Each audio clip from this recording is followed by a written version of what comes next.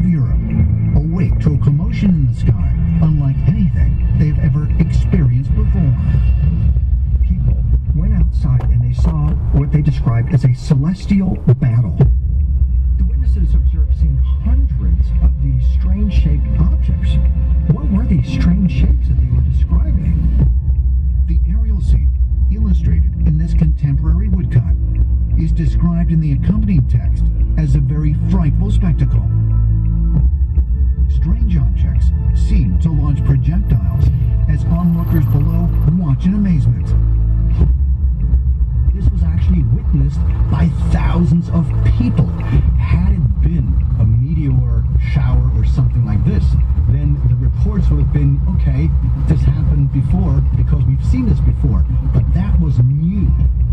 The witnesses, they wouldn't have had a conception of some kind of a mechanical spacecraft, but that seems to be exactly what they were describing. And this has to be one of the greatest mass sightings of a UFO phenomena in all of recorded history. Incredibly, a very similar incident was reported in Basel, Switzerland 5 years later, and was illustrated in a woodcut that still exists to this day. Is it possible that these two events, witnessed by thousands, represent the first mass UFO sightings on record? The UFO phenomenon is not modern. It goes back as far as we can remember, because we have accounts of lights and craft not only in modern times, but also in ancient times.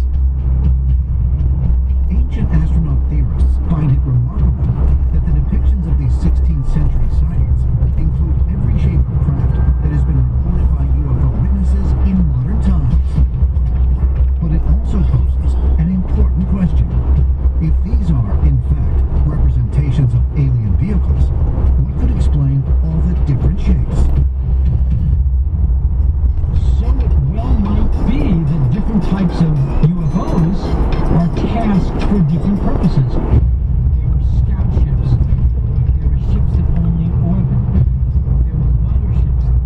They're all tasked for different purposes. If you look at our planet today, almost every country has some kind of flying machine that is different from what we have. I think the same thing is the case with extraterrestrials. Let's assume there's 10 different ET races within our Milky Way galaxy. Each one could have a different shape to its craft because that's just the way they created it. And I think that's very conceivable. When we see cigar-shaped UFOs, triangular-shaped UFOs, round UFOs, they're coming from different planetary systems throughout the universe. Could the various shapes that have been witnessed in the sky for hundreds of years all represent extraterrestrial crafts, as ancient astronaut theorists suggest? And if so, with a more advanced technological frame of reference, might modern humans be able to gain insight about who or what is visiting Earth by examining these shapes? Are there conclusions that we can make about the different shapes of UFOs that are reported? Might there be links even between the shapes of UFOs and the different types of entities that are sometimes reported? In modern times, the most commonly reported UFO shape is the iconic flying saucer. The term was coined in 1947 after pilot Kenneth Arnold spotted a number of flying objects near Mount Rainier in Washington, traveling at incredible speeds. He described them as skipping through the air like a saucer, he said. And this is really where the term a flying saucer arrives in English language. It's from Kenneth Arnold's description. With more saucer-shaped objects reported around the globe, the United States government began to investigate reports of UFO activity. It wasn't just the United States that was interested in potential UFOs in the mid-century. Canada, France, the Soviet Union, the United Kingdom, and Brazil all had various programs to determine whether or not it was a threat for humans. Could it be that reports of flying saucers caught the attention of world governments because they have a shape unlike any man-made aircraft? Ufologists suggest that these sightings triggered a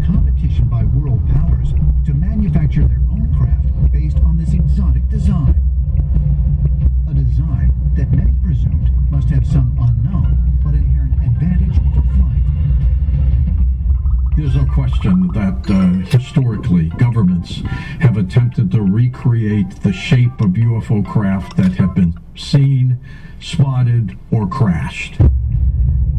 In the 1950s, the Pentagon funded a prototype for a disc-shaped craft. This once classified project yielded a nearly 3-ton flying saucer, the VZ-9 Avrocar. The Avrocar was one attempt to develop a flying saucer, and it was a VTOL design, a vertical takeoff and landing. It was designed by a Canadian company, Am3, for the U.S. military. The U.S. Air Force wanted it to be a supersonic interceptor and fighter, and the U.S. Army wanted it to be something stealthy that could hover above the ground in silence and detect radar. Am3 engineers thought that this big circular wing might be the design that could meet both requirements. In 1959, after years of top-secret development, this flying saucer prototype was finally put to the test. In preparation for the final contractual demonstration, a representative course was selected where the vehicle could demonstrate its capability while remaining in view of the observers. It turned out that the cushion of air under that wing became extremely unstable just a few feet off the ground. There was one model built and some wind tunnel tests done, but ultimately it was deemed completely aerodynamically unstable. While the Avrocar failed, in 2019, Romanian engineer Razvan Sabi and aerodynamicist Iosaf Tavasu unveiled their answer to the flying saucer problem. The all-directional flying saucer, or a DFO, demonstrates precision maneuverability and outperforms all previously known flying saucers constructed by humans. The ADIFO design looks really interesting. It looks like a highly maneuverable flying saucer design, but it's small and it's a drone. It would be interesting to see how the engineering works with a full-size design, because engineering is very difficult and usually doesn't scale up very cleanly. This saucer utilizes 4 ducted fans like a quadcopter drone, and it is also equipped with jets for added thrust and lateral nozzles that provide side-to-side mobility and rotation. The saucer only currently exists as a miniature prototype, but its creators plan to pursue a full-sized manned version capable of hypersonic speed.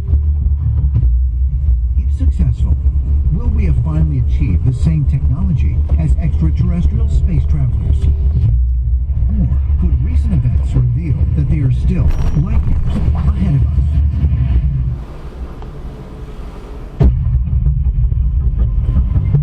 Ancient astronaut theorists have speculated that one reason extraterrestrials might have designed disc-shaped craft is so that they can instantly change direction and at tremendous speeds. We can learn a lot from modern UFO reports.